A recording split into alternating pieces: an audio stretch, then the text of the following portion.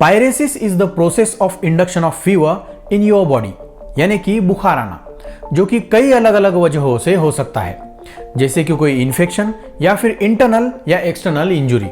और वो दवाइयाँ जो बुखार को कम करती है उन्हें एंटीपायरेटिक कहा जाता है, जैसे कि पैरासीटामोल। डॉक्टर हमें पैरासीटामोल देते हैं और इसे खाते ही हमारे शरीर का बढ़ा हुआ टेम्परेचर या बुखार कम हो जाता है। अब सवाल यह है कि अगर हम डॉक्टर ने जितने बताए हैं उससे ज़्यादा या फिर बिना बुखार के ही पैरासीटामोल खा ले तो क्या हमारी बॉडी का टेम्परेचर नॉर्मल से ज़्यादा कम हो जाएगा?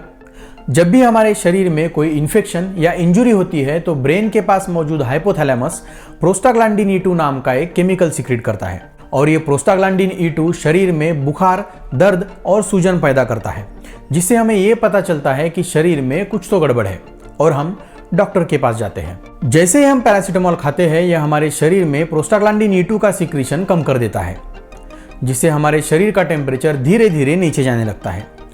लेकिन दोस्तों, यह हाइपोथैलेमस एक स्मार्ट चीज़ है। जैसे हमारे बॉडी का टेम्परेचर नॉर्मल से यानी कि 37 डिग्री सेल्सियस से नीचे जाने लगता है, ये उसे बढ़ाने के लिए फिर से एक बार प्रोस्टाग्लैंडिन E2 का सीक्रेशन बढ़ा देता है। और भी कई ऐसे फैक्टर्स हैं जो हमारी बॉडी टेम्परेचर को ज़्यादा नीचे गिरने से बचाते हैं। इसीलिए पैरासीटामोल का ज़रूरत से ज़्यादा डोज भी बॉडी टेम्परेचर को नॉर्मल से नीचे नहीं ले जाता। दोस्तों, पैरासीटामोल एंटीपायरेटिक के साथ साथ पेन किलर भी है। इसे किसी माइल्ड पेन किलर के तौर पर हेडेक या फिर किसी माइल्ड पेन को कम करने के लिए दिया जाता है। इसके अलावा इसे एसिक्लोफेनाक या फिर निमेसुलिन के साथ कॉम्बिनेशन में भी दिया जाता है, जिसका इस्तेमाल सीवियर पेन को कम करने में होता है।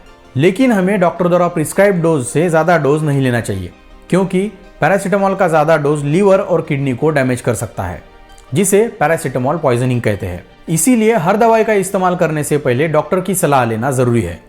तो बस इन्फॉर्मेशन काम की लगी हो तो वीडियो को लाइक और चैनल को सब्सक्राइब कीजिए।